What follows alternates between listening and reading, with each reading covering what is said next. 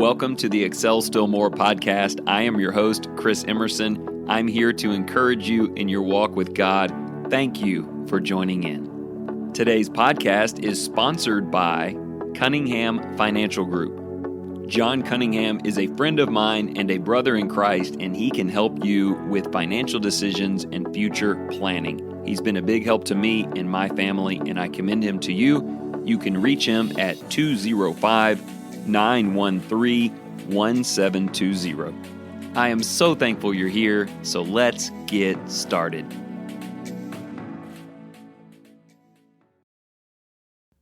All right, so I think I'm a little extra excited about today's content than usual. And before I hit the record button, I was trying to figure out why that is, and I've come up with two things. Number one, this phrase, today's title, is incredibly useful to me. I'm not going to say that I utter this phrase to myself every day of the week, but definitely multiple days of every week, and usually upwards of 5, 10, 15 times to help me get through even a single event. It has a calming effect on me, and I hope that it will do the same for you. So that's the first reason. It means so much to me as a device that triggers good behavior and prevents bad behavior that I'm excited to share it with you. But then there's a second reason as well. I can't properly show you how to use this phrase unless I reveal to you some of the real personal frustrations that exist in my life. And I think, like most people, I'm a bit apprehensive to do that. You may think that some things that frustrate me are petty. I may share one thing with you today, and you may be like, he should not have aired that out here. I'm opening myself up to criticism, but I want you to see how useful this can really be, and so I have to be very honest with you. So anyway, all of that being put out in the beginning, I want to talk to you today about the phrase, it doesn't matter. This phrase will be useful to you when you are dealing with frustrating situations, when things happen around you that you don't like, that you don't think are fair, when other people around you misbehave, when the brakes don't go your way, when someone is driving too slowly again in front of you. If you are like me, when things don't go the way I want them to, I have an immediate emotional reaction. I needed to find a way to delay that as long as possible. In fact, I was in search of something that could do a few good things for me. The first one is, as I just said, impulse control. Someone just said something rude to you. Something just happened out of the blue. You have this immediate reaction. I needed to be able to control my impulses. I also needed to have a moment to properly and appropriately assess what's going on around me. Have you ever had something happen to you and your reaction was too much? It was poorly thought out. You acted like it was the biggest, worstest thing that ever happened, and it wasn't. I needed a moment to assess that. And then I was hopeful that I could get to God in prayer, even a short prayer that prayed for the right things and the right people before I formulated a reaction. So to sum all that up, impulse control, perspective, assessment, and a proper prayer approach. And I'm just here to tell you, this works for me. It doesn't matter. It doesn't. It's not that big of a deal. It's not the end of the world. It will all be fine. It doesn't matter. Those types of words, when they are true and I'll be talking to you more today about assessing whether that's true or not, really helps settle me. Let me give you a few basic examples that are very real in my life. I've mentioned often about my drive to work. There is a 4-mile, 2-lane stretch, and someone is always going 5 to 10 miles per hour below the speed limit. I have this reaction, this emotional thing happens, and I want to get upset, and I want them to see me back there, but it doesn't matter. It's only 4 miles. It's not going to change my life. I've got my family and my life. Why am I acting like a few miles per hour is going to ruin everything? And just to be clear, this is not just a road rage issue for me. I could give you a bunch of examples. My son Nick is 10. He just finished a long baseball season, all-stars and those things. And sometimes the coaches would make decisions that I disagreed with. So what? Well, to me, it was a big deal. I would let it eat on me, some of which didn't even directly have to do with Nick. Sometimes I would go say something and cause problems and then later feel so foolish. It didn't matter. It doesn't matter. It's just boys playing baseball. Other times, it's not the coach, it's Nick. Maybe he walks a couple of guys in a row or grounds out twice, and I'm like all upset about it. Why? You might be saying, Chris, I really thought you were more mature than this. Your son Luke misses a couple of putts in a row, and you act like it's this huge deal. Chris, I used to look up to you. I can't believe you let this stuff get to you. Well, I do. And probably most of us do. But let me tell you what has been helping. It doesn't matter. It doesn't. This is not a big deal. He's trying his hardest. They're doing their best. The guy in the vehicle in front of me probably has a lot of problems that I know nothing about. None of this has a bearing on the direction of my life. In fact, 10 minutes from now, I will have entirely forgot about it. This allows me some time. It doesn't matter. Saying that over and over. It provides for me a little bit of time, again, to control the impulses, to get a grip on what's real, and usually to just go to God. And even in the midst of those situations, pray for the right things like gratitude to God or for more patience. All right, so I have some more examples that I want to give, but there are a few different things that we need to walk through here. Let me start with this, and please listen carefully. It doesn't matter is not the same thing as I don't care. It took me a while to come to grips with this. I rarely say, I don't care. I don't care. I don't care what happens, because that would almost always be a lie. I care about a lot of things. I care when someone says something unkind to me. I care when the guy in front of me is going 45 miles per hour or when Luke misses a 3-foot putt. I emotionally care. Maybe I shouldn't care, but I do, and I would be lying to myself and trying to suppress and ignore real emotions if I just kept saying, I don't care.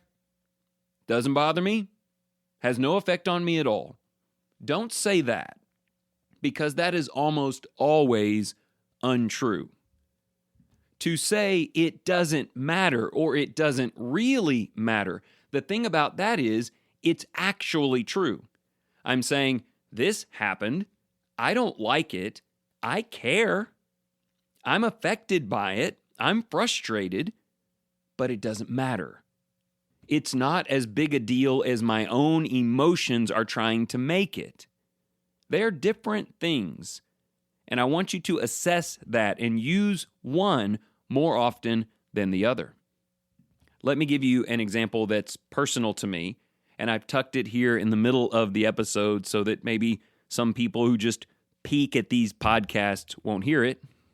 But I've been preaching full-time for 21 years, half my life. And over that time, I have had 2 gospel meetings canceled, where a church invited me to come and then chose to uninvite me to come. One was about 5 years ago, and the other happened just recently. I was supposed to go next year, and it was canceled. Both of those things happened the same way. I had preached a sermon somewhere that they didn't like, said something in a way that they didn't like, and so it got passed around to some of the men and the leadership of those churches, and it was determined that it would not be a good idea for me to come. I could go on and on about this. I don't want to today. But if I did, it would prove that I did care. I did not like that. I felt like they did not come and talk to me. In most cases, I had to try and reach out to have discussions with them so that we could see that we are really on the same page. But if I sat here and told you, I don't care that they did that, that would be a lie. I would be lying to myself. I would have loved the opportunity to go to those churches, or in one case, back to that church where we had had a good meeting several years before. I would love the opportunity to teach the gospel to some of the people there, and I have friends at both of those churches. I totally cared, and in some ways, still care. So what should I do? Build a big podcast about it and out everyone? Respond with anger or be defensive? Act like it's the biggest, worstest thing that's ever happened to any preacher? Soapbox on about how the people who've treated me worst in this life are Christians. Yeah, I could do all of that. Most of which would be pure emotional reaction, very short on perspective, and pretty much untrue. But instead, I told myself over and over again, it doesn't matter. It doesn't.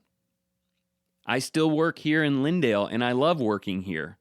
I have the opportunity next year to go preach at several places that do trust me and want me to come. I have my family and my life, and it's not a big deal. Don't make it bigger than it is. Don't cause problems, Chris, that don't need to be caused. And to be honest, the more I said that to myself, and I wasn't trying to convince myself to believe a lie, I was trying to convince myself to calm down for a few minutes and believe the truth. It changed the way that I prayed. I find myself praying for those churches. And I don't mean in some side-eye, pity-filled way. No, genuinely, God, I love those people. Encourage them and help for them to make the right choice so that they can get the teaching that's good for them. And I pray for those leaders.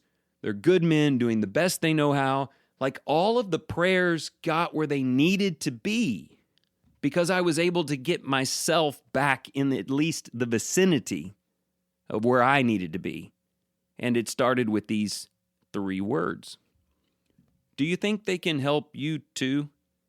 At least hit the pause button on reactions, and at most, genuinely open up gratitude in your heart for the things that do matter, for the way that God has blessed you, and maybe, potentially, completely rearrange the way that you pray for others, even those who you believe, at least, have not treated you fairly.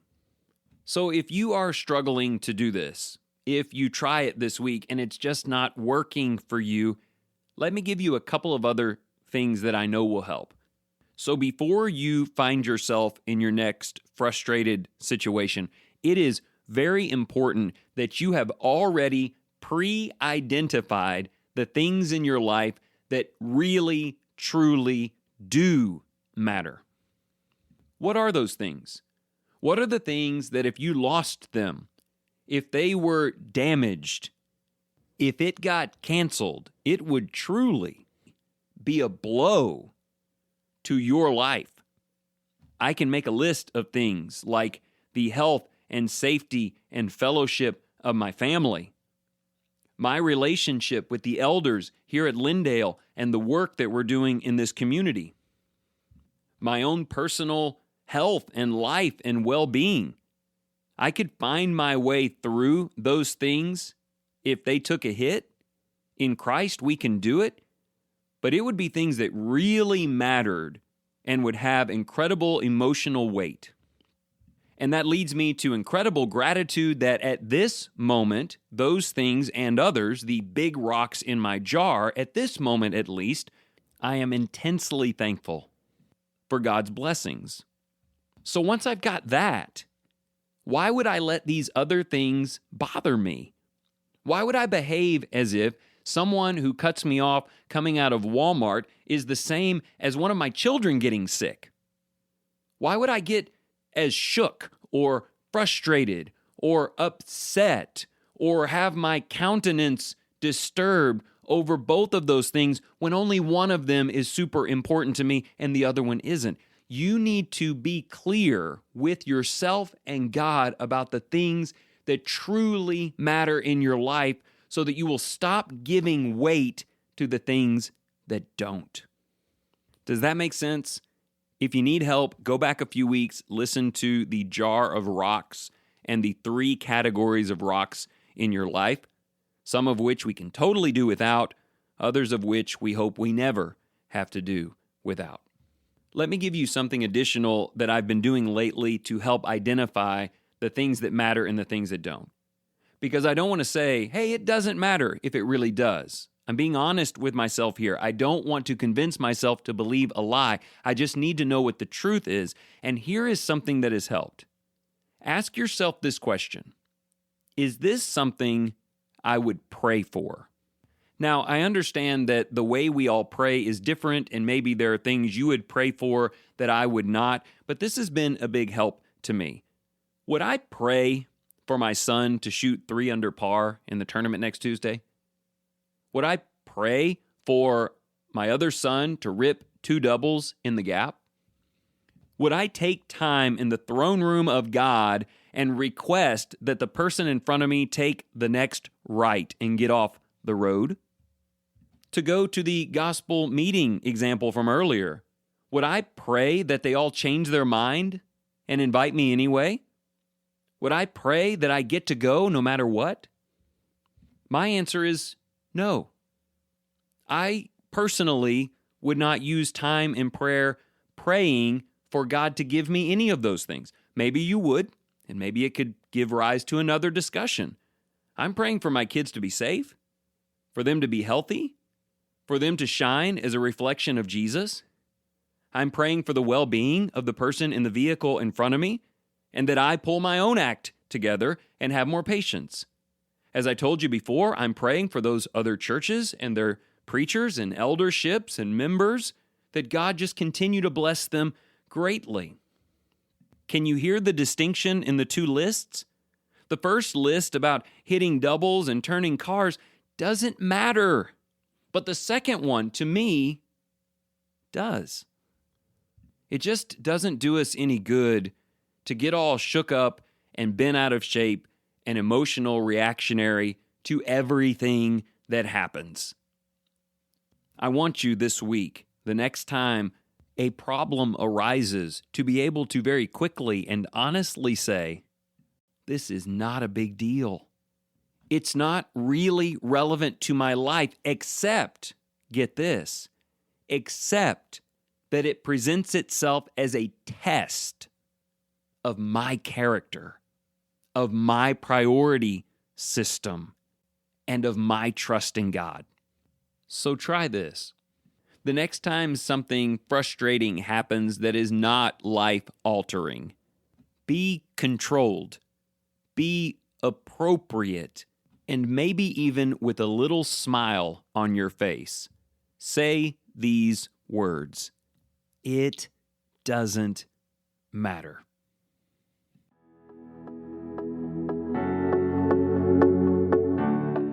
Thank you so much for joining in today. If you enjoyed this program, consider sharing it with your family and your friends. And if you're just in search of deeper Bible study, or you want to share the message of Jesus with the children in your life, remember to go to creationtorevelation.com. This wonderful company, run by Christians, provides beautiful illustrations of Scripture from beginning to end, putting the spotlight on Jesus. And remember this, whatever you choose to do today in the name of the Lord Jesus Christ, excel still more.